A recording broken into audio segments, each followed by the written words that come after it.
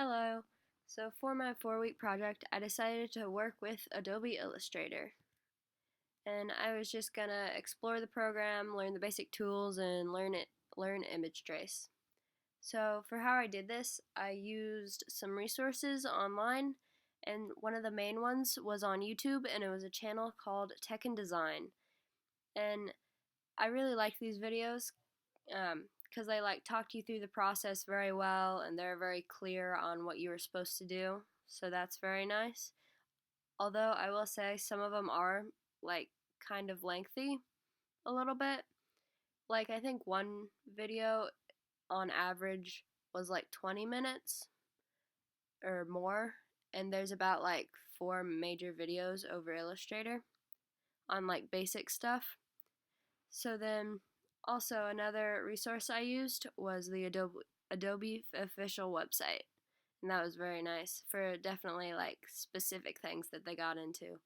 Um, then I also used just a couple other like random YouTube videos to like get more comfortable with like image trace and learn more about it. And all these resources are going to be listed below in the description.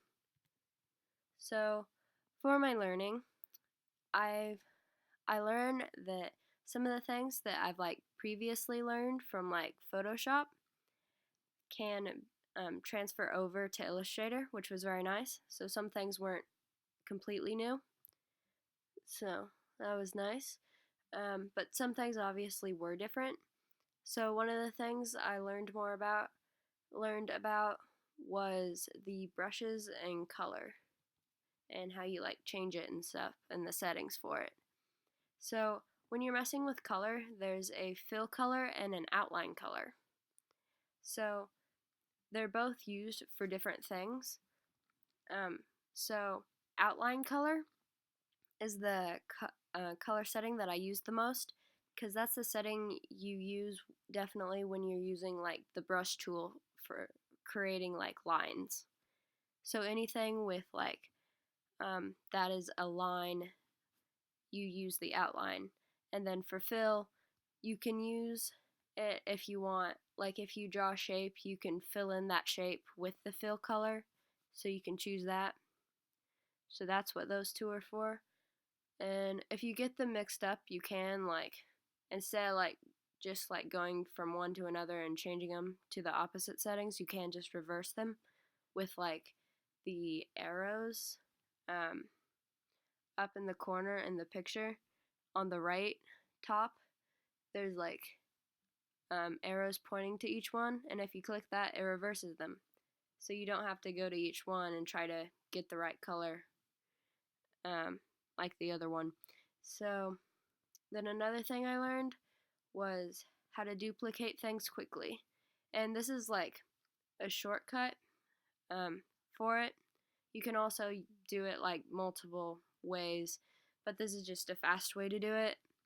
Like the shortcuts aren't like necessary, but they do make your work process quicker and more efficient, so it's nice. So how you duplicate things quickly, you just press option and then drag, and as you drag, it should create a new copy of that object you just dragged. Another thing I learned was when you're messing with the size of it and you try to like either scale it up or scale it down, it will not automatically keep your object proportional. So what you do, you just hit shift, and like in the video, the first time I hit shift and it'll keep everything proportional. But the second time in the video when I drag things, I didn't hit shift, and so as you can see, it like goes every which way and it doesn't keep anything proportional. So that's a good thing to know. So another good tool that I learned, especially when like going back and editing everything, was the curvature tool. And this tool is like, so the symbol, it's the picture right under the words curvature tool, and it should be on your left in your toolbar, the vertical toolbar. And so when you click on it, you can click on any line in your picture and it'll bring up these anchor points. And with those anchor points, you can like click and drag them to like get your line how you want it and get your shape what you really desire. It's a good editing tool, definitely, to get it like perfect in the way you want. And I've learned that like the more anchor points you have, because you can like add more anchor points, but the more you have, it makes it harder on yourself to actually like do anything.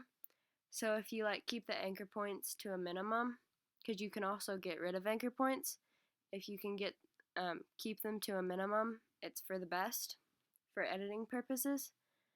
But yeah, that tool is very useful. So the major thing that is offered in Illustrator is image trace. Now, image trace is changing a picture into a vector image. And a vector image is a picture where when you zoom in on it, it will not pixelate. Kind of like the picture on the left of the Illustrator symbol. It like you can kind of see it pixelating a little bit, but then after image trace is the right picture, and as you can see, there's no more like pixels to be seen. So image trace works when you click on the picture that you want, and then there's a couple ways to get to it, but the main simple way that I found was when you just click on it, an option for image trace will show above on your top toolbar. It'll show up and you can just click it or click the arrow menu down by image trace to get like the settings for image trace. If you just click on image trace, it'll give you a default setting. And so in this video, it shows me using this image as an example for image trace. As I zoom in, it pixelates. So when I click it, it'll take a little bit.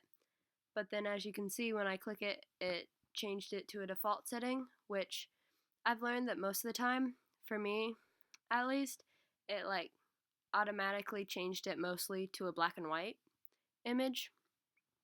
So, but you can go back and change it. So nothing to worry there. But then you can also change it to other settings. So the settings for it and how it works, you have a high fidelity photo, which is definitely for an image that you want all its color to its original like detail. If it like is very complex, then you go to high fidelity. And then anything under that, it kind of like gets less detailed until it gets to shades of gray, and that obviously you'd use for like either the effect you want, just gray and no color, and then if you also don't want color, you can go to black and white. That's a good one. Sketch art through technical drawing, some of those, it depends on what your picture is to like choose a setting, because sometimes your picture, if it's not defined enough, some of the settings for image trace won't like pick up on what the image really is, and it won't transfer over to a vector image like great. So just for the baseline, just choose the setting up for image trace based on what your photo is and what you want the desired effect to be. So for my project, this is the main photo that I made. So as you can see in the background, the bottom part of it, I just used image trace. And then the top part, I used a reference photo and then I put shapes and brush strokes over the reference image to make that. And then this person in the middle of it, I used brushes and shapes. So for an overview of the project, I learned that the more you separate your layers, the better, because like it is absolutely like the worst idea to put everything on one layer or even two. It won't work the way you want, in no way. So yeah, separating everything, even if it might seem like ridiculous, it's the best, especially for like later on when you're editing it. You can go back to specific little details and change them without messing everything else up. So that's one thing to consider. And then also, when you're working on something or a layer, make sure you're on the correct layer, because at times I was not and it messed a lot up. So then I had to erase and make a new layer or put it on a new layer. So just right off the bat, make sure you're on the correct layer, and then you won't have to go through that. Also, I found out that the clearer if you have a clear idea, then your work process will be easier. If you don't, it's kind of hard to work with, which makes sense when you think about it. But yeah, having a clear picture in mind of what you really want to make, the better off you'll be. Well, thank you for watching. Hope you learned something. See ya.